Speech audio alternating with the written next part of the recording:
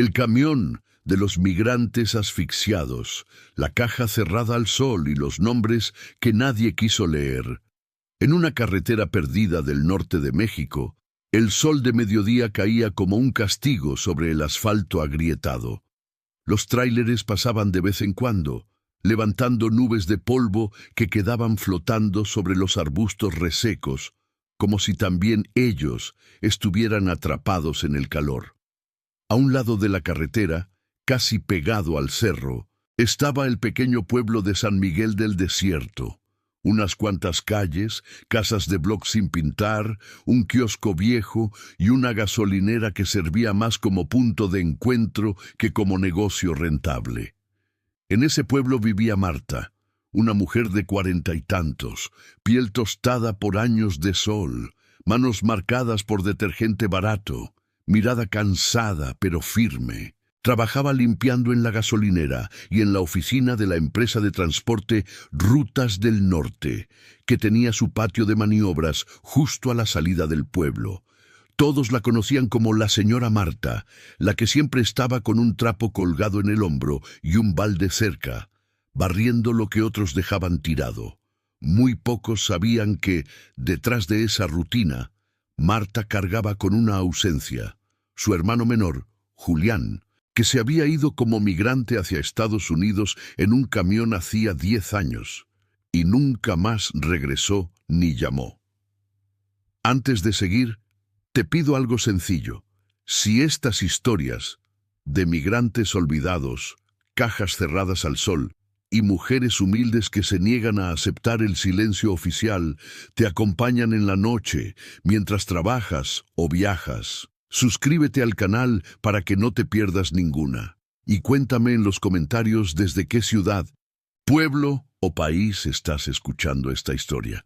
Tu mensaje ayuda a que estas voces humildes crucen fronteras que muchos cuerpos nunca pudieron cruzar. Ahora sí, vamos al camión. El patio de Rutas del Norte era un terreno amplio de tierra compactada, cercado con malla ciclónica y coronado por un letrero oxidado. Desde ahí salían camiones de carga hacia la frontera, algunos legales, otros con arreglos que nadie escribía en papel. Marta limpiaba la pequeña oficina, trapeaba los pasillos entre los contenedores, recogía colillas de cigarro y vasos de café desechables que los choferes dejaban por todas partes. De vez en cuando, escuchaba por encima conversaciones que parecían más oscuras que el aceite de motor. «Mañana sale uno cargado de mercancía especial», decía un supervisor bajando la voz. «¿Con la misma empresa fantasma de siempre?», respondía otro. «Sí, ya sabes, nombres falsos, rutas cambiadas, caja sellada. Mientras llegue la transferencia, todo bien». Marta sabía lo que significaba mercancía especial. No era droga ni armas, eran personas. Migrantes sin papeles, sin opciones, que aceptaban subir a cajas de tráiler adaptadas, supuestamente ventiladas, para cruzar la frontera escondidos. Ella los había visto, aunque nadie le pedía opinión. Hombres jóvenes con mochilas pequeñas, mujeres con niños, ancianos con ojos llenos de miedo y esperanza. Subían en la oscuridad, detrás de la barda, cuando el sol empezaba a bajar, pero el calor seguía pegado al suelo. Esa mañana, sin embargo, algo era diferente. El camión blanco que había llegado la noche anterior estaba estacionado casi a la intemperie, con la caja cerrada y sellada bajo un sol brutal. El chofer, un hombre grande con gorra y lentes oscuros, discutía con el encargado. «Te dije que no podía salir todavía», decía el encargado nervioso. «Los de arriba cambiaron la orden». «¿Y qué hago con la carga?», respondió el chofer. «No son sacos de harina, Gerardo». «Tú solo sigue instrucciones», cortó el supervisor. «Esto viene autorizado desde más arriba». Marta, mientras barría cerca de la oficina, fingía no escuchar. Pero cada palabra se le clavaba como una espina. La empresa siempre hablaba de viajes exitosos, operaciones bajo control. Nunca usaba la palabra peligro. Sin embargo, La memoria de Marta estaba llena de noticias de años anteriores. Camiones encontrados con migrantes asfixiados en distintos puntos del país, cajas selladas al sol, cuerpos apilados sin aire, nombres que nadie se tomaba el tiempo de pronunciar. Cada vez que salía una nota así, ella pensaba en Julián, en su último mensaje. «Salgo mañana en un camión, hermana, no te preocupes, es seguro». Nunca hubo segundo mensaje. Aquella tarde el camión blanco no salió. Nadie entendía bien por qué. Se hablaba de un cambio de ruta, de una revisión más estricta, de un problema con los intermediarios. El chofer recibió la orden de dejar la caja cerrada en el patio hasta nueva instrucción. El sol, mientras tanto, seguía golpeando la chapa metálica, calentando el aire dentro, haciendo vibrar ligeramente las paredes. «¿Y si se abre un poco para que respiren?», se atrevió a preguntar un ayudante joven, mirando la caja con inquietud. «¿Quieres que nos metan a la cárcel?», lo cortó Gerardo. «Esto tiene sello. Romperlo es delito federal. Pero son personas. Aquí, muchacho, todos son números. Tanta gente, tanto dinero, tanta responsabilidad. No te confundas». Marta sintió que esa frase le raspaba por dentro. Aquí todos son números. En su cabeza, los números siempre habían tenido nombre. Julián, los vecinos que habían intentado cruzar, los hijos de la señora Lupita que nunca llegaron al otro lado. Sabía que si preguntaba demasiado, la mandarían callar o la despedirían. Era solo la de limpieza, la que no debía meterse en negocio ajeno. El calor se volvió insoportable. Las láminas del techo del patio reverberaban. Los perros del pueblo buscaban sombra bajo los camiones. Las pocas nubes que aparecían se deshacían sin dar tregua. La caja blanca del tráiler parecía un ataúd horizontal, con el sol pegado a su techo. Nadie se acercaba demasiado. Los choferes preferían quedarse en la oficina con aire acondicionado, fumando y revisando papeles. Esa noche, cuando Marta regresó a su casa, encontró a su madre sentada frente al ventilador, abanico en mano. «Otra vez salió en las noticias», dijo la madre, sin saludar siquiera. «Otro camión con gente asfixiada, en el norte. Dicen que eran como 50. Nadie sabe de dónde». Marta se quedó de pie con la bolsa aún al hombro. «¿Ya dijeron los nombres?», preguntó con voz baja. «¿Cuándo los dicen?», respondió la madre con un suspiro. «Puro número. Tantos muertos, tantos heridos, como si fueran sacos». Marta se sentó, sintiendo un nudo en el pecho. Pensó en el camión blanco, en la caja sellada, en el sol del desierto. Pensó en Julián. En ese momento, algo dentro de ella cambió de lugar. Llevaba años aceptando vivir con preguntas sin respuesta, pero ver otro caso en las noticias, al mismo tiempo que un camión especial estaba estacionado frente a sus ojos, hizo que no pudiera dormir. La imagen de la caja bajo el sol volvía cada vez que cerraba los ojos. Al día siguiente amaneció igual de caliente. Marta fue al trabajo con un nudo en la garganta. Al llegar, vio que el camión seguía en el mismo sitio, la caja blanca brillando como una hoja afilada. Los supervisores comentaban que la autorización tardaría, que quizás saldría solo de noche. El ayudante joven miraba el camión con miedo. «¿Y si se están quedando sin aire?», murmuró, más para sí mismo que para otros. «Cállate, José», cortó Gerardo. «Tú no has visto nada». Marta se acercó con el pretexto de barrer alrededor. Al hacerlo, escuchó un sonido mínimo, casi imperceptible, desde dentro de la caja. Un golpecito débil, como el de alguien tocando metal con la mano desnuda. Se detuvo, el corazón acelerado. Miró a su alrededor. Nadie parecía haberlo escuchado. «¿Lo oyó?», susurró José de pronto acercándose a ella. «Sí», respondió Marta, también en voz baja. «Son ellos», dijo el chico pálido. «Me dijeron que eran más de 40. Lo subieron anoche, con el camión apagado, solo con ventiladores pequeños. Si se descomponen, si el calor sigue. Marta apretó la escoba. ¿Dónde están los papeles?, preguntó. ¿Quién autorizó esto? Los de arriba, respondió José encogiéndose de hombros. La lista la tienen en la oficina. Nombres, países, edades. Pero nadie la lee, solo la cuentan. Esa frase fue como un disparo silencioso dentro de Marta.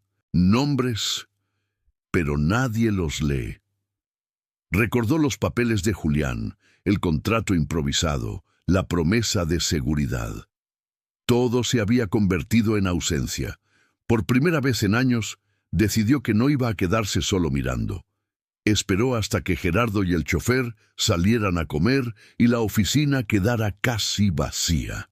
Aprovechando que nadie prestaba atención, entró con el balde y el trapo, como siempre, fingiendo que iba a limpiar. Al pasar por la mesa principal, vio una carpeta gris con la etiqueta Carga Especial, Ruta Norte. La carpeta estaba medio abierta, con hojas engrapadas dentro. «Solo te vas a meter en problemas», se dijo a sí misma. «Pero, ¿y si no haces nada?». El recuerdo de Julián volvió con fuerza. Marta respiró hondo y abrió la carpeta. La primera página era una lista.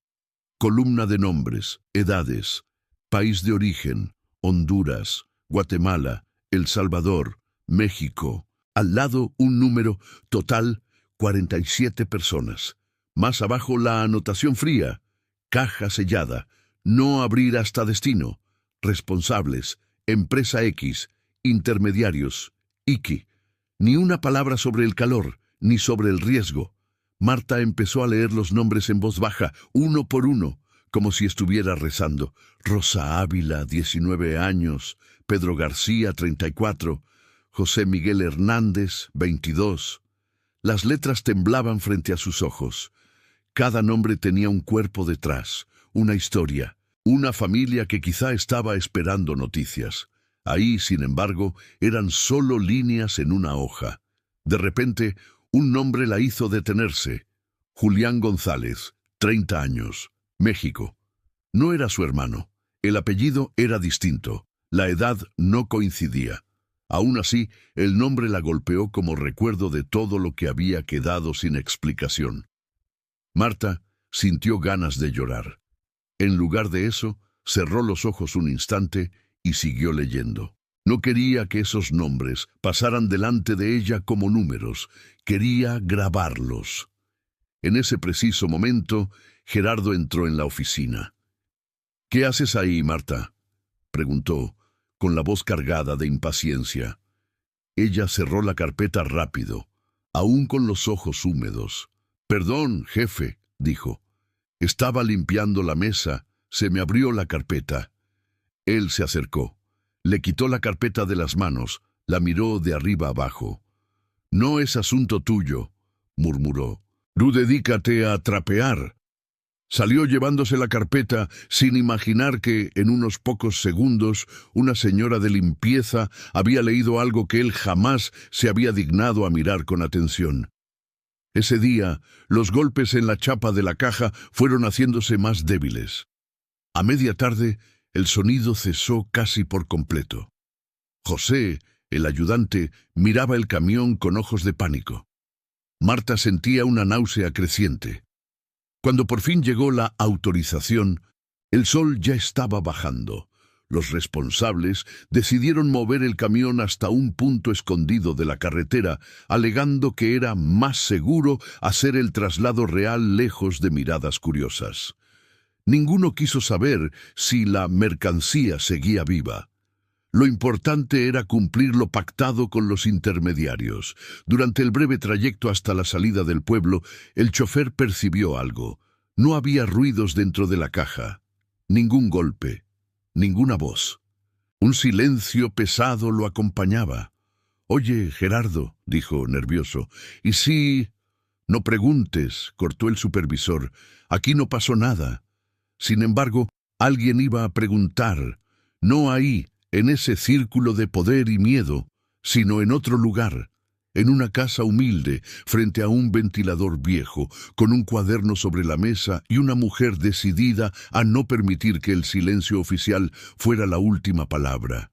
Esa mujer era Marta. Y esa pregunta, que empezaba como un nudo en el pecho, aún crecería hasta transformarse en investigación, confrontación y memoria compartida.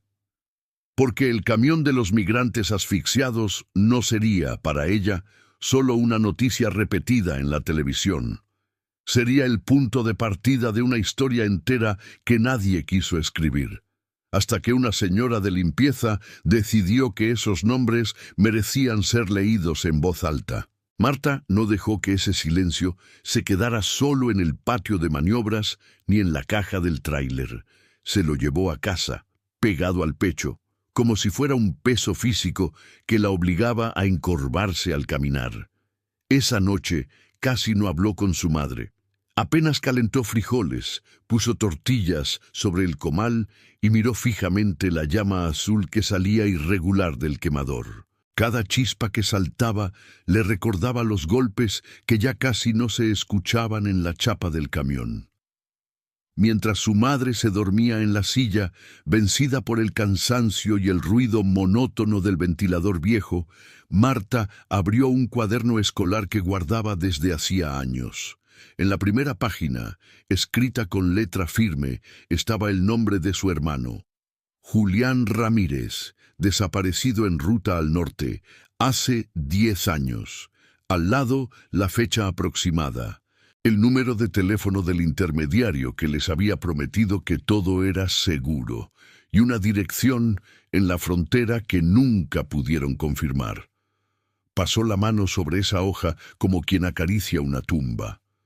Luego, en las páginas siguientes, empezó a escribir algo nuevo, los nombres que había leído en la oficina. No recordaba todos, pero sí varios. Los anotó uno por uno, dejando espacio por si luego lograba completar la lista. Rosa Ávila, 19 años, Honduras. Pedro García, 34 años, Guatemala. José Miguel Hernández, 22 años, El Salvador. Julián González, 30 años, México. Cada nombre, una línea. Cada línea, una vida atrapada en una caja sellada bajo el sol. Al terminar, se quedó mirándolos. Sintió una mezcla rara de impotencia y responsabilidad. Nadie había querido leer esos nombres en voz alta en la oficina. Nadie los había pronunciado con respeto. Para la empresa, eran carga especial. Para ella, desde ese momento, eran su tarea. La siguiente mañana, antes de ir a la gasolinera, Marta se desvió hacia la parroquia del pueblo. La iglesia de San Miguel del Desierto era pequeña, de paredes blancas descascaradas, con un campanario bajo y un patio donde crecía un mezquite viejo. Entró en silencio. El aire dentro estaba más fresco que en la calle. Se arrodilló en una banca, no para rezar como siempre, sino para pensar. Spanish Dict, el padre Hilario, un sacerdote de rostro amable y cabello ya muy blanco, la vio desde el confesionario. Salió, se acercó despacio y se sentó a su lado. ¿Te pasa algo, Marta?, preguntó con voz suave. Ella dudó. En el pueblo, hablar abiertamente de los camiones de migrantes era casi un tabú. Todos sabían de alguien que se había ido. Muchos sospechaban acuerdos con empresas de transporte, pero nadie señalaba directamente por miedo o resignación. «Padre», empezó, «¿usted cree que es pecado quedarse callada cuando uno sabe que algo injusto está pasando?» Hilario la miró con atención. «Pecado es negarse a ver», dijo. «Pecado es hacerse de la vista gorda por conveniencia, pero también hay miedo, hija, y el miedo no siempre es pecado, a veces es peso. ¿Qué es lo que tú sabes?» Marta apretó el cuaderno que llevaba en la mano. «Sé que hay un camión en el patio de Rutas del Norte», explicó. «Sé que dentro van migrantes. Sé que llevan 2 días encerrados, bajo este sol. Escuché golpes, luego dejaron de sonar. Leí una lista con sus nombres. Nadie quiere abrir la caja. Nadie quiere mirar adentro. Dicen que romper el sello es delito, pero ¿Y dejar que se mueran ahí adentro? ¿Eso no lo es? Hilario respiró hondo. Has visto más de lo que otros quieren admitir, dijo. ¿Cuántos son? 40 y tantos. La lista decía 47. ¿Tienes los nombres? Ella abrió el cuaderno y se lo mostró. El sacerdote lo miró, recorriendo cada línea con los ojos. Esta gente tiene familias, murmuró. Quizá en algún otro pueblo, otra madre como la tuya está esperando una llamada que no llegará. Se quedó unos segundos en silencio. Luego la miró directo. Marta, yo no puedo ir al patio de maniobras y abrir la caja, dijo. Me lo impedirían, pero la iglesia todavía tiene voz. Podemos hacer algo. Anotar estos nombres en el libro de intenciones, leerlos en misa, decir en voz alta que existen. Quizá parezca poco, pero es el inicio de una memoria. Marta frunció el ceño. ¿Y con eso se van a salvar? Tal vez no, respondió el padre honestamente. Pero si mueren, al menos alguien habrá dicho sus nombres. Y tú no te quedarás con la carga de haberlos visto pasar como si fueran bultos. Además, bajó la voz, yo conozco a alguien en la capital que trabaja en una oficina de derechos humanos. Si tú estás dispuesta a contar lo que viste, puedo ponerlos en contacto. Marta sintió un pequeño rayo de posibilidad atravesarle el pecho. No era una solución mágica, pero era una grieta en el muro del silencio. Estoy dispuesta, dijo, aunque me cueste el trabajo. Hilario asintió. La verdad casi siempre cuesta algo, murmuró. Pero cuando se trata de vidas, el precio de callar suele ser mucho más alto. Salió de la iglesia con el cuaderno bajo el brazo. El sol ya estaba golpeando fuerte, pero ahora ella sentía algo que no había sentido en años: propósito. En la gasolinera, los chismes corrían más rápido que la gasolina. Se decía que el camión blanco ya no estaba en el patio, que lo habían movido de madrugada. Algunos aseguraban que lo vieron pasar por la carretera rumbo a un punto de encuentro con otros tráileres. Otros comentaban que había habido problemas en la ruta anterior, que los militares estaban poniendo retenes más rigurosos y que por eso la empresa estaba reacomodando sus operaciones. Dictionary, Cambridge. Marta llegó a la oficina y notó el cambio de ambiente. Gerardo estaba más tenso que de costumbre. Hablaba por teléfono en voz baja, se encerraba en la pequeña sala de juntas, salía con el rostro sudoroso. José, el ayudante, no dejaba de mirar su celular nervioso, como esperando noticias que no llegaban. Al mediodía, un noticiero local empezó a circular por WhatsApp. Hallan tráiler abandonado con decenas de migrantes sin vida en una carretera secundaria rumbo a la frontera. Autoridades aún no revelan el nombre de la empresa dueña del vehículo. El mensaje venía acompañado de una foto borrosa del camión, blanco, con la caja cerrada, tal como Marta lo había visto en el patio. Spanish Conjugation. Sintió un mareo. Tuvo que apoyarse en el mostrador de la gasolinera. José se acercó. «Se parece mucho», susurró. «¿Verdad?» Marta no necesitaba que se lo confirmaran. Lo sabía. El cargamento había llegado a su destino. No la frontera, sino una carretera donde los cuerpos se terminaron de apagar a la sombra tardía después de haberse cocinado al sol. «¿Van a decir que era nuestro camión?», preguntó ella con voz temblorosa. «Van a decir que fue un lamentable incidente», respondió José, casi con cinismo triste. «Que los responsables serán investigados, que no se descarta la colusión de intermediarios. Lo mismo de siempre». Por la tarde, la empresa convocó a una reunión interna. Obligaron a todos los empleados, incluidos los de limpieza, a entrar en la sala de juntas. Gerardo apareció con traje y corbata, afeitado, intentando parecer más formal de lo habitual. Collins Dictionary. Lo que haya pasado en la carretera, empezó leyendo de un papel, será atendido por las autoridades. Nuestra empresa colaborará con cualquier investigación. Sin embargo, quiero dejar claro algo. Aquí nadie vio nada irregular. Aquí nadie escuchó nada. Nadie se metió con la carga. Nadie rompió sellos. Si vienen a preguntar, eso es lo que hubo. Normalidad. ¿Entendido? Alguien levantó la mano tímidamente.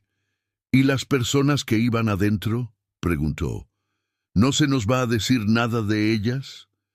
Gerardo apretó los labios. Eso no es asunto nuestro, dijo. Hay organismos para eso. Nosotros somos transporte, no trabajamos con nombres, trabajamos con números. A Marta se le hinchó el corazón de rabia. Miró a su alrededor. Muchas caras bajas, varias expresiones de incomodidad, pero ningún gesto de desafío. La mayoría tenía familia que mantener, hijos que alimentar, deudas que pagar. Plantarle cara al supervisor podía costarles todo. Cuando terminó la reunión, ella se quedó un poco atrás, fingiendo acomodar las sillas. Se acercó a José. «Yo me voy a la capital», le dijo en voz baja. Él la miró sorprendido. «¿Cómo que a la capital?» «El padre Hilario va a darme el contacto de una oficina de derechos humanos», explicó. «Quieren testimonios de gente que haya visto cómo se manejan estos cargamentos». «Yo he visto, tú también». José tragó saliva. «Marta», murmuró, «eso es ponerse en la mira de todos, no solo de la empresa». ¿Y qué hacemos? Nos quedamos barriendo alrededor de cajas que huelen a muerte, fingiendo que es normalidad. El joven bajó la mirada. No respondió de inmediato. Esa noche, en la parroquia, el padre Hilario leyó en voz alta, antes de la misa, los nombres que Marta había anotado. Los feligreses más viejos se miraban unos a otros, no acostumbrados a oír nombres de gente que no conocían, que venía de países lejanos. Muchos jóvenes grabaron el momento en sus celulares. Una señora rompió en llanto al escuchar el nombre Rosa Ávila. Había tenido una sobrina con ese mismo nombre que se había ido meses atrás. YouTube. Después de la misa, Hilario se sentó con Marta y le dio un papel doblado. «Aquí está el número de la licenciada Adriana», dijo. «Trabaja en una comisión que acompaña casos de migrantes muertos en rutas irregulares. Te va a escuchar, pero debes saber que te van a pedir detalles, fechas, nombres, horarios, conversaciones, y tal vez te llamen a declarar». Marta asintió. «Que me llamen», respondió. «Ya he pasado 10 años tragando el silencio de la desaparición de mi hermano. No quiero pasar otros 10 aceptando que se siguen llenando cajas de gente que muere sin que nadie los nombre». Pasaron unos días. Las noticias sobre el tráiler abandonado se multiplicaron. Se hablaba de posible negligencia criminal, de redes de tráfico de personas, de empresas involucradas. Nunca mencionaban directamente a Rutas del Norte, pero en el pueblo todos lo daban por hecho. Varios choferes desaparecieron de pronto, alegando vacaciones o cambio de trabajo. Uno de los supervisores dejó el cargo y se mudó a otro estado. El 12 Online Marta llamó a la licenciada Adriana desde la caseta telefónica de la plaza, donde la señal era más estable. Atendió una voz firme, pero cercana. «Comisión para la atención a víctimas de tráfico de personas. Buenas tardes». «Buenas tardes». Marta dudó. «Me llamo Marta. Vivo en San Miguel del Desierto. Trabajo en una empresa de transporte. Creo que vi algo que tiene que ver con los migrantes que encontraron en el tráiler». Del otro lado hubo un silencio breve, seguido de un cambio de tono. «Le escucho». «Señora Marta», dijo Adriana, «cuénteme desde el principio». Marta habló durante casi una hora. Describió el camión blanco, las fechas, el calor, Los golpes desde dentro de la caja, la lista de nombres. Mencionó la frase de Gerardo. Aquí todos son números. Habló de su hermano desaparecido, de la sensación de ver repetirse una historia de abandono y de indiferencia. Adriana tomó nota de todo. Cuando Marta terminó, sintió la garganta reseca, pero también una especie de alivio nuevo. Era la primera vez que contaba toda la secuencia a alguien que no intentaba frenarla. Su testimonio es muy importante, dijo la licenciada. Nos ayuda a entender cómo operan estas rutas. Vamos a pedirle, si usted está de acuerdo, que venga a la capital a declarar formalmente. Podemos gestionar apoyo para su traslado y, si se complica su situación laboral, buscar medidas de protección. No quiero que me callen, respondió Marta. Si me corren, buscaré otro trabajo, pero no voy a quedarme con esto adentro. Adriana hizo una pausa. Usted no está sola, añadió. Hay otras personas que han decidido hablar. Muchos son familiares de migrantes muertos o desaparecidos. Están formando un grupo de acompañamiento. Si lo desea, puede unirse. Esa idea resonó en la mente de Marta durante varios días. No estar sola. Había pasado gran parte de su vida sintiéndose en la orilla. La hermana que se quedaba mientras el otro se iba, la empleada que limpiaba lo que otros ensuciaban, la mujer invisible en los pasillos de los poderosos. Ahora se abría la posibilidad de estar en el centro de una lucha concreta. Cuando finalmente viajó a la capital, lo hizo en un camión de pasajeros viejo, con asientos duros y cortinas desgastadas. Todo el trayecto pensó en la ironía. Los migrantes del tráiler habían viajado encerrados en una caja de metal, sin ventanas ni aire, mientras ella ahora cruzaba esas mismas carreteras mirando por el cristal empañado, viendo los cerros, los pueblos, los retenes militares. Cada vez que veía un tráiler blanco en la distancia, se le apretaba la garganta. Al llegar a la ciudad, la comisión la recibió en un edificio modesto, lejos de los rascacielos del centro financiero. En la sala de espera había fotos en blanco y negro de migrantes, nombres escritos debajo, fechas, algunos casos cerrados, muchos en proceso. Infopedia Marta se sentó frente a Adriana y a otro funcionario que tomaba nota. Habló una vez más, con más detalle. La grabaron, le dieron a firmar documentos, le explicaron que su testimonio podría entrar en una carpeta de investigación contra varias empresas y contra ciertos funcionarios que habían permitido esas rutas clandestinas. Lo que usted está haciendo, dijo Adriana al final, es abrir la caja de un sistema que lleva años sellado, no solo la del tráiler, la caja del silencio. Marta salió del edificio con el cuaderno apretado contra el pecho. En la portada, ahora, además de los nombres de los migrantes y de Julián, había escrito una frase: que nadie se quede sin ser nombrado.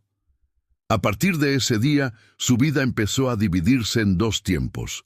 El tiempo de antes, cuando barría alrededor de las cajas sin preguntar demasiado, y el tiempo de ahora, cuando cada golpe que alguna vez escuchó se convertía en palabra, en denuncia, en memoria. Lo que Marta aún no sabía era que esa decisión la pondría cara a cara no solo con los supervisores de su empresa, sino con un entramado mayor de poder, dinero y complicidades, y que en ese choque su figura, la de una simple señora de limpieza de un pueblo del norte, se iba a convertir en referencia para otras familias que, como ella, llevaban años esperando respuestas sobre los camiones que se fueron y nunca volvieron. Marta regresó de la capital con el cuerpo cansado, pero la mirada distinta, más honda, más alerta.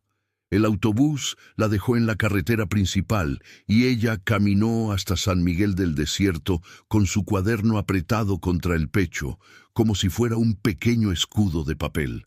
El pueblo seguía igual, las casas de bloc, el kiosco viejo, la gasolinera solitaria, pero para ella nada estaba igual.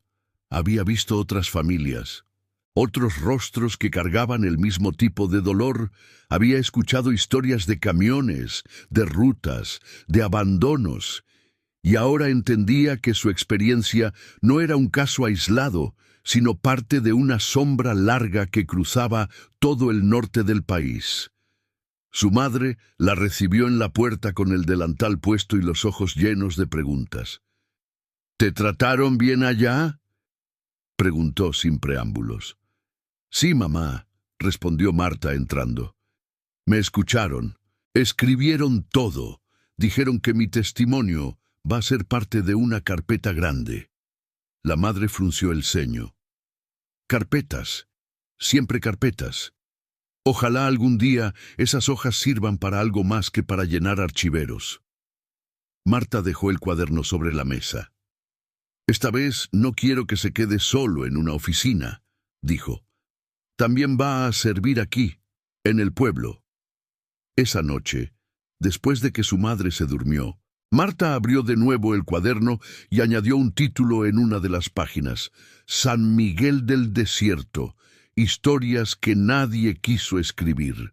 Debajo anotó lo que había visto en la comisión: madres que viajaban desde Chiapas, hermanos que venían de Oaxaca, esposas de Honduras que cruzaban medio país solo para ver una foto borrosa del tráiler donde murieron los suyos. Cada encuentro la había marcado. Al día siguiente se presentó en la gasolinera y en la oficina de Rutas del Norte, como siempre, pero con un detalle nuevo. En la bolsa del mandil llevaba una copia simple de su declaración ante la comisión. Sabía que no era un arma propiamente dicha, pero sí una prueba de que lo que había visto ya no estaba solo en su cabeza. Apenas entró al patio, notó que algo había cambiado. Algunos camiones estaban parados, otros tenían logos semi-tapados con lonas, como si la empresa quisiera que fueran menos reconocibles. Había menos choferes. Los murmullos eran constantes. Gerardo apareció desde la oficina con el ceño aún más marcado que de costumbre.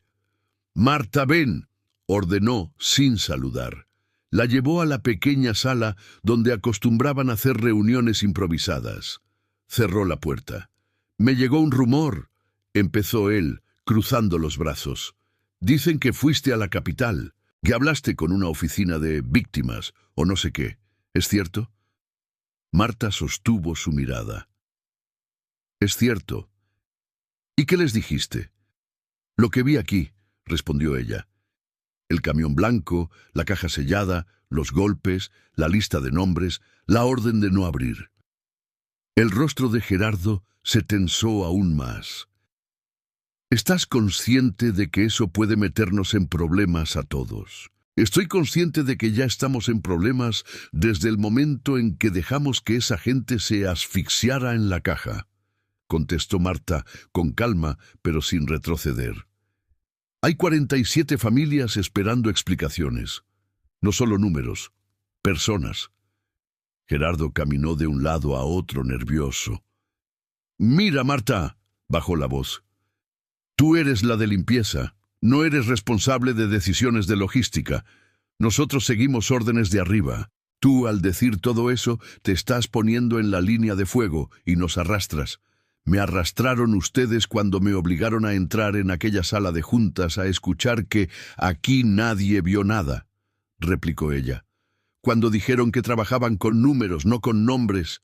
Yo sí vi, yo sí leí». El supervisor apretó el puño sobre la mesa. «Si te corremos, vas a quedar sin trabajo». «Si me quedo callada, voy a quedar sin alma», respondió Marta. «Ya viví 10 años con la desaparición de mi hermano. No quiero otro 10 viendo cómo repiten la historia con otros». Gerardo la miró con una mezcla de ira y desconcierto. No estaba acostumbrado a que alguien le hablara así, y mucho menos una empleada de limpieza. «No puedo detener lo que ya hiciste», dijo por fin, «pero sí puedo decirte algo. Si las autoridades vienen, no nos conviene que te vean aquí adentro». «¿Me está amenazando?» «Te estoy advirtiendo», murmuró. «A veces los que hablan acaban siendo los que más sufren. Marta salió de la sala con el corazón latiendo fuerte. Sabía que las palabras de Gerardo tenían tanto de amenaza como de realidad, pero también sabía que ahora no estaba sola. La comisión la había reconocido como testigo. El padre Hilario había empezado a nombrar públicamente a los migrantes fallecidos. Y en el pueblo, poco a poco, las familias que tenían parientes en ruta hacia el norte empezaban a acercársele. Ese mismo día, al terminar su turno, una joven la esperó frente a la gasolinera. Tenía una mochila y un folder de plástico. —¿Usted es Marta? —preguntó tímida. —Sí. ¿Nos conocemos? —Me habló la licenciada Adriana —explicó la joven—. Soy Lucía. Mi hermano iba en un tráiler hace unos meses, no sé si es el mismo. Pero cuando escuché que aquí había alguien que llevaba una lista de nombres, quise venir.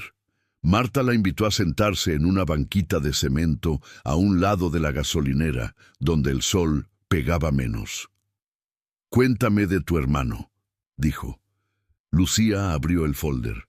Dentro había copias de documentos, fotos, un muchacho de 20 y tantos con sonrisa amplia, gorra y camiseta sencilla. —Se llama Mateo —empezó—. Salió de Veracruz. Nos dijeron que lo iban a subir a un camión en Monterrey, que iba seguro. Después, nada. Silence. Una semana después salió la noticia del tráiler. Mi mamá se enfermó del susto. Yo empecé a buscar nombres en internet, en notas, en listas. No encuentro Mateo en ningún lado, pero escuché que usted leyó nombres que nadie más quiso leer. Marta sintió el peso de la esperanza ajena sobre sus hombros. —Tengo algunos nombres —respondió. No sé si el tráiler de aquí es el mismo que el de Monterrey, pero podemos revisar juntos. Sacó su cuaderno. Lucía se inclinó, leyendo en voz baja. Rosa Ávila, Pedro García, José Miguel. Se detuvo. —No está Mateo. Marta la miró con pesar. —Eso no significa que no lo vayan a identificar —dijo. A veces las listas están incompletas, a veces las empresas esconden información, pero tu hermano existe, Lucía, no es un número. Aunque no esté en esta lista, su nombre merece estar en las siguientes páginas. Escribió Mateo, Veracruz, desaparecido en ruta al norte en una nueva línea. Aquí queda, dijo. Y si llega otra lista desde otra parte del país, lo vamos a buscar. Lucía respiró hondo. La licenciada dice que van a venir más personas a este pueblo, añadió. Que su testimonio ha despertado interés. Muchos quieren saber cómo operan los camiones aquí. Y así fue.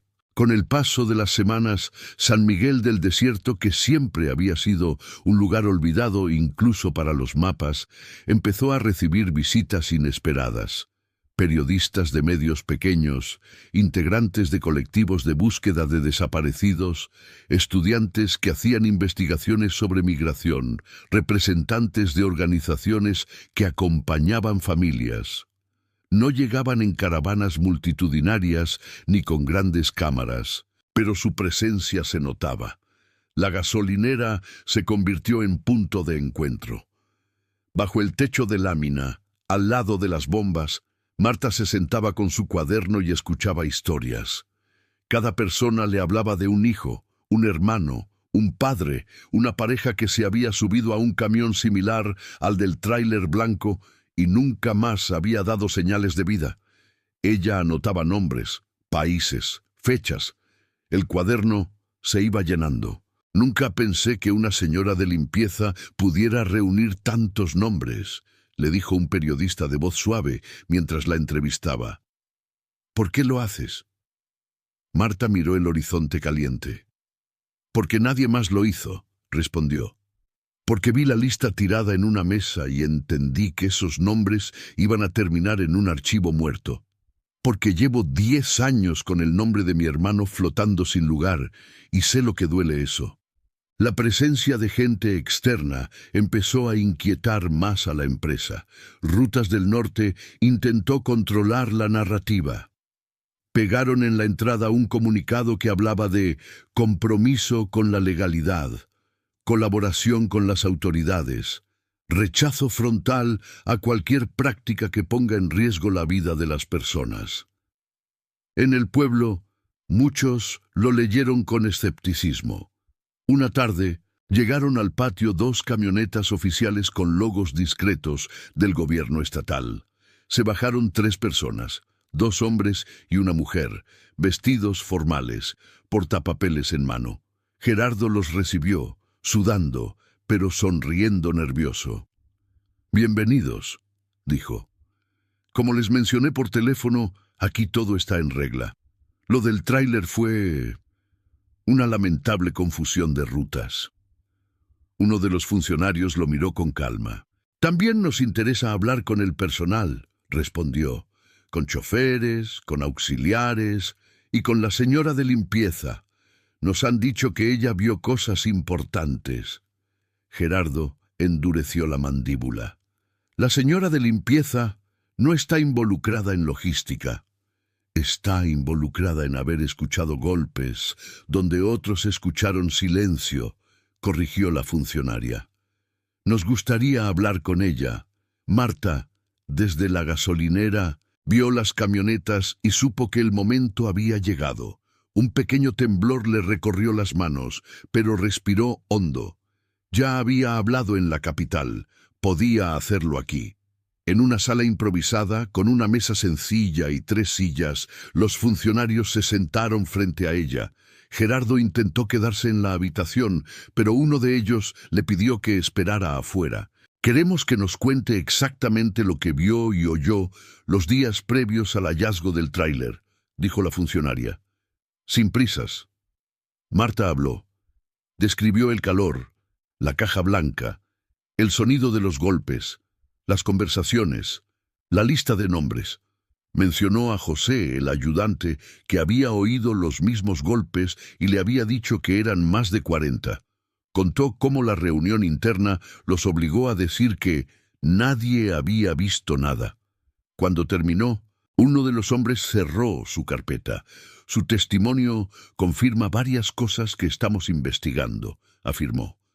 La empresa recibió advertencias sobre el riesgo de mantener la caja sellada tanto tiempo bajo el sol y las ignoró. Hay responsabilidad directa. Marta lo miró, esperando algo más. «¿Y los nombres?», preguntó. «¿Van a leerlos? ¿Van a asociarlos con cuerpos, con familias?»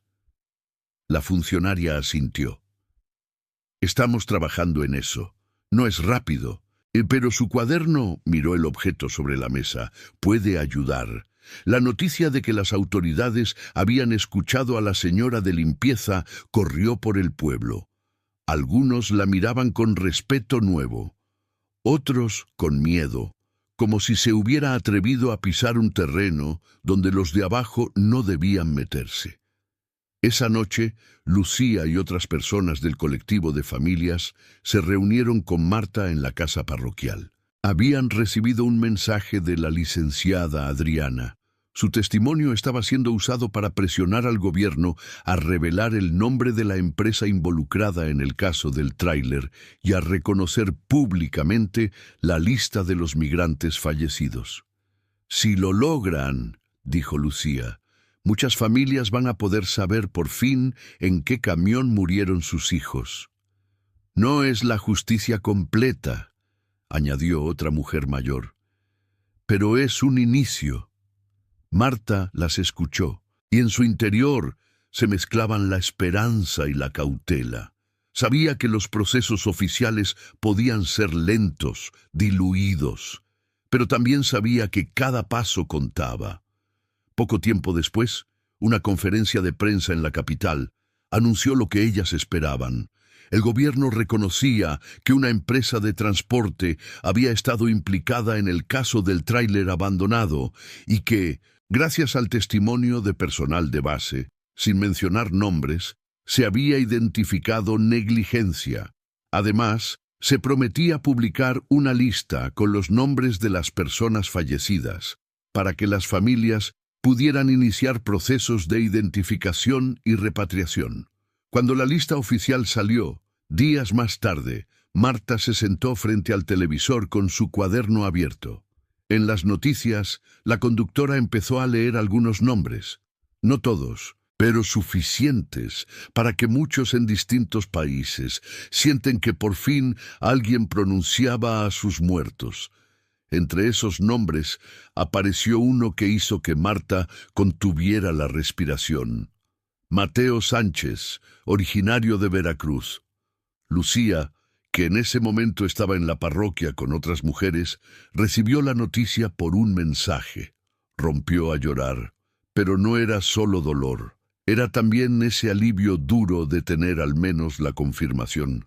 En San Miguel del Desierto, Marta comprendió algo importante. La justicia en esas historias casi nunca llegaba como un acto fulminante, limpio. Llegaba a pedazos. Un nombre leído, una empresa señalada, una ruta clausurada, un cuerpo identificado, una familia acompañada. Y esa justicia fragmentada se construía a partir de gestos que parecían pequeños, como leer en voz alta una lista olvidada sobre una mesa de oficina, pero que en el fondo eran enormes. Su figura empezó a circular como referencia en reuniones de colectivos. La señora de limpieza que decidió leer los nombres se convirtió en una especie de símbolo, no tanto por heroísmo grandilocuente, sino por haber hecho algo que cualquiera podría haber hecho, y casi nadie quiso. A pesar de las miradas incómodas de algunos vecinos y del evidente malestar de Gerardo, Marta siguió trabajando en la gasolinera y, de manera limitada, en la oficina. La empresa, presionada por la investigación, había cambiado parte de su personal directivo y ahora se mostraba formalmente más cauta.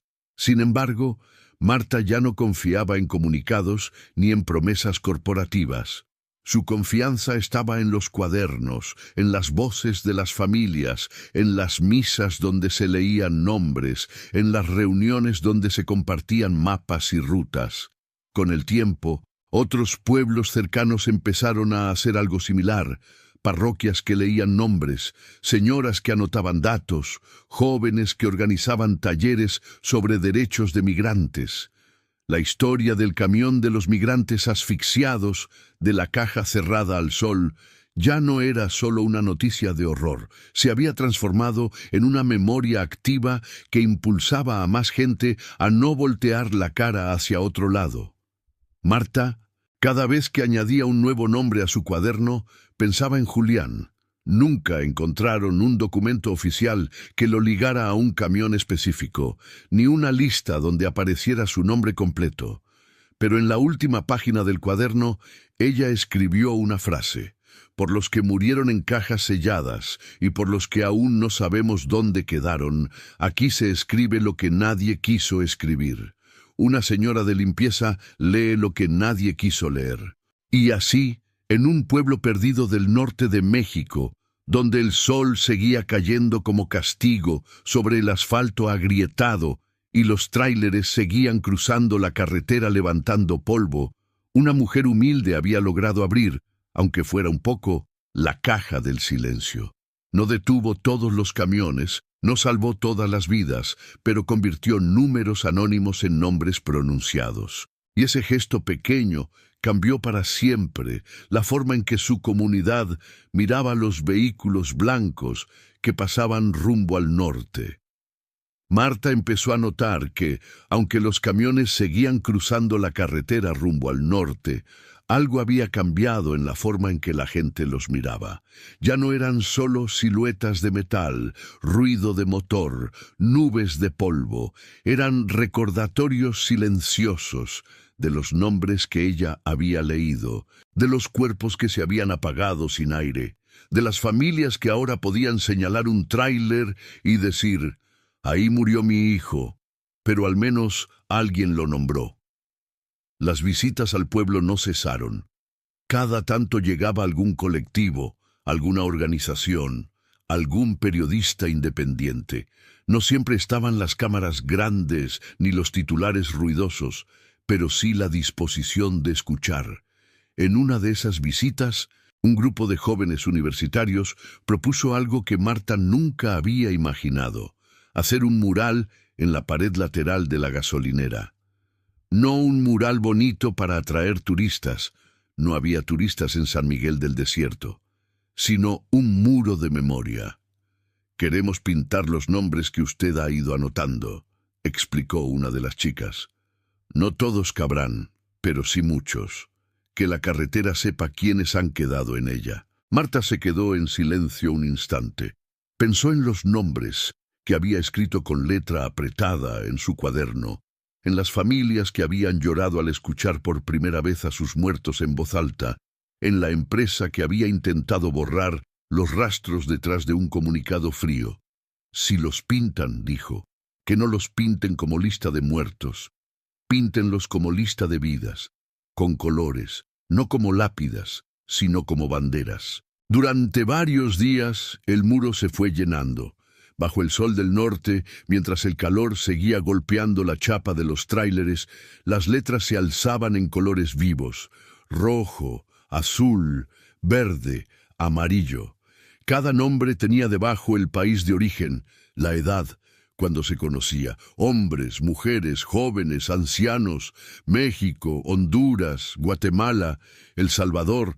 La pared empezó a atraer miradas. Los choferes que llegaban a cargar gasolina se quedaban mirando unos segundos, algunos con incomodidad, otros con evidente tristeza. Gerardo, que seguía en la empresa, aunque con menor poder, pasó frente al mural y frunció el ceño. «Esto no es bueno para los negocios», murmuró. Marta estaba a unos metros, barriendo. Se giró despacio. «Lo que no fue bueno para las vidas fue meterlas en cajas selladas bajo el sol», contestó. «El mural solo está contando lo que ustedes intentaron esconder. Con el tiempo, la pared se convirtió en punto de referencia. La gente decía: nos vemos en los nombres», y todos sabían dónde era. Los jóvenes del pueblo empezaron a tomarse fotos ahí, no como moda, sino como testimonio. Algunos escribían en redes: «En mi pueblo, los nombres de los migrantes no se guardan en carpetas, se pintan en las paredes». La historia de la señora de limpieza que decidió leer listas se sumaba ahora a la del mural que gritaba en silencio a los que pasaban por la carretera. Un día, sin embargo, llegó una noticia que puso a prueba todo lo construido. La comisión avisó que el caso del tráiler asfixiado iba a archivarse parcialmente. Se habían señalado responsabilidades. Se había sancionado a algunos intermediarios, pero la empresa principal había logrado negociar una multa, cambios administrativos y un discurso oficial de reforma interna. No habría cárcel para la mayoría de los involucrados. Algunos expedientes se cerrarían bajo el argumento de falta de elementos suficientes. Cuando Marta escuchó eso, sintió que se le venía abajo el poco sentido de justicia que había empezado a levantar. Estaba en la cocina, lavando trastes, cuando Lucía llegó casi corriendo. «Dicen que ya terminó el caso», soltó, «que ya se hizo lo que se pudo». Marta cerró la llave del agua. «¿Y las familias?» «Siguen con sus muertos, con sus ausentes, con sus papeles». El padre Hilario convocó a una reunión en la parroquia. Muchos asistieron: familias de migrantes, gente del pueblo, algunos miembros de colectivos de búsqueda. Marta se sentó cerca del frente, con el cuaderno sobre las piernas. El sacerdote habló sin rodeos. «Nos dicen que la justicia ya ha hecho lo que se pudo, que el expediente se cierra, que las empresas han aprendido. No sé ustedes, pero yo creo que la justicia que se archiva en un folder y se olvida no es justicia, es trámite». Miró hacia donde estaba Marta. «Pero aquí», continuó, «pasó algo que ni ellos pueden archivar». Una mujer humilde se atrevió a leer una lista que estaba destinada a desaparecer en un escritorio. «Esos nombres ya no pueden ser borrados tan fácil. Están en un cuaderno, están en un mural, están en las misas, están en las bocas de ustedes. Eso es memoria. La memoria no se archiva, la memoria se carga. Lucía levantó la mano. Entonces, ¿qué hacemos? ¿Nos resignamos? El padre Hilario negó con la cabeza. Nos organizamos. Más. Mejor. Sin esperar que todo venga de arriba. Marta se levantó. No estaba acostumbrada a hablar en público, pero ahora ya había cruzado demasiadas barreras como para seguir escondida detrás del recogedor. Yo no soy abogada, ni política, ni periodista, dijo con voz firme aunque un poco temblorosa. Soy la señora que limpia las oficinas donde ustedes firman papeles, la que barre los patios donde estacionan los camiones, la que ve la basura que dejan después de sus juntas. Yo no puedo cambiar las leyes, pero sí puedo hacer algo, seguir leyendo nombres, no dejar que nadie se vaya en silencio. Hizo una pausa, mirando a las familias. Me dijeron que mi testimonio fue importante para la carpeta que ahora quieren guardar. Bien, que la guarden. Yo voy a hacer otra carpeta aquí. Levantó su cuaderno, con sus historias, con sus rutas, con sus fotos. No va a estar en una gaveta cerrada. Va a estar en nuestras paredes, en nuestras bocas. Si ellos quieren cerrar su caso, nosotros vamos a abrir el nuestro. El caso de los migrantes que no aceptan ser solo estadísticas. Las palabras resonaron más de lo que ella misma esperaba. Una mujer mayor se levantó y la abrazó. Un joven del colectivo dijo en voz alta: «Que quede claro, hoy abrimos el caso San Miguel del Desierto, no ante un juez, sino ante la comunidad». Los días siguientes, la vida del pueblo cambió de forma más visible. Empezaron reuniones periódicas en la parroquia donde se recogían datos de personas migrantes de la región. Los jóvenes organizaban talleres sobre cómo reconocer rutas peligrosas y qué preguntar antes de que alguien se suba a un camión. Se crearon grupos de mensajes para avisar si había movimientos sospechosos de tráileres especiales. Las familias comenzaron a entender que su dolor podía convertirse en presión concreta, en vigilancia comunitaria. La empresa Rutas del Norte, incómoda con la creciente atención, intentó deslindarse de toda ruta irregular. Cambió su nombre comercial, repintó sus camiones, movió parte de su operación a otras zonas. Pero ya era tarde. En San Miguel del Desierto, cada vez que veían pasar un tráiler blanco, alguien murmuraba: «Que no se nos olvide lo que puede ir adentro». Marta siguió trabajando, aunque ahora su trabajo parecía tener doble rostro. El de siempre, con el trapeador, el balde, la escoba, y otro, con el cuaderno, las reuniones, las llamadas a la comisión, los acompañamientos a familias que necesitaban viajar a identificar cuerpos. No ganaba más dinero por eso. No tenía medallas ni reconocimientos oficiales. Tenía, en cambio, algo que nunca había tenido antes: la certeza de que no estaba del lado de la comodidad, sino del lado de la dignidad. Una tarde, mientras el sol bajaba y pintaba de naranja las láminas del techo de la gasolinera, un tráiler se detuvo a cargar combustible. El chofer era un hombre joven, visiblemente nervioso. Miró el mural, leyó algunos nombres y se acercó a Marta. «Yo también llevo gente», confesó en voz baja. «No siempre, pero a veces me contratan para eso. Los meten en la caja, me pagan bien. Nunca me había detenido a pensar en lo que pasa si se descompone el aire, si nos retrasamos. Vi esos nombres y... no sé, me dio miedo». Marta lo miró sin suavizar la realidad. «No es miedo lo que deberías sentir», dijo. «Es vergüenza y decisión. Tu camión puede ser una caja de muerte o puede dejar de serlo. Tú puedes decir que no». El chofer tragó saliva. «Si digo que no, me quedo sin ingreso.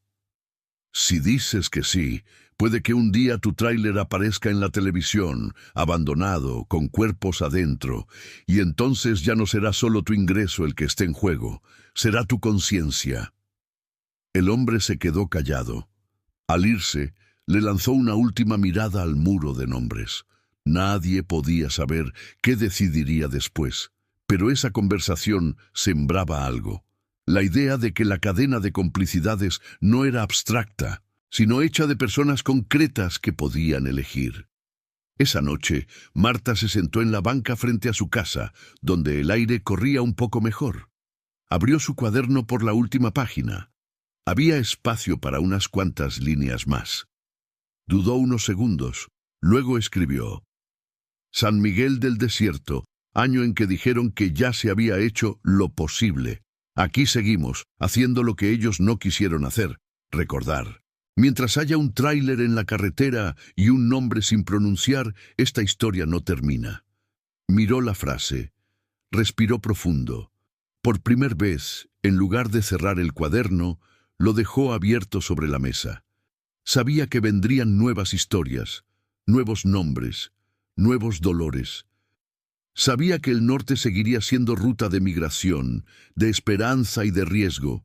Sabía que el Estado seguiría archivando carpetas, pero también sabía, con una claridad que le quemaba por dentro, que en su pueblo ya no volverían a pasar camiones llenos de gente sin que, al menos, alguien se preguntara quiénes iban ahí, de dónde venían, si sus familias sabían su ruta.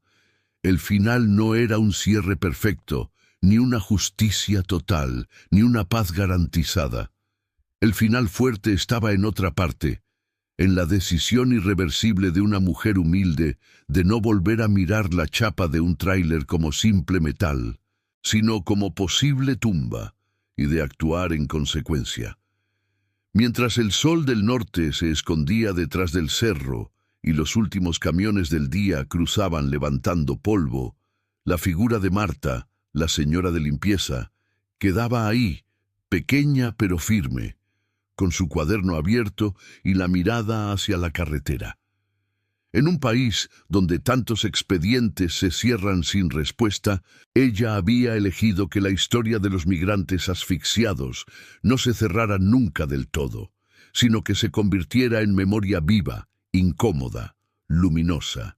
Y en esa elección, en ese no cerrar, estaba el golpe más fuerte contra el silencio. Un recordatorio de que, mientras alguien lea los nombres y los pinte en las paredes, ninguna caja sellada al sol podrá ocultar por completo lo que lleva dentro.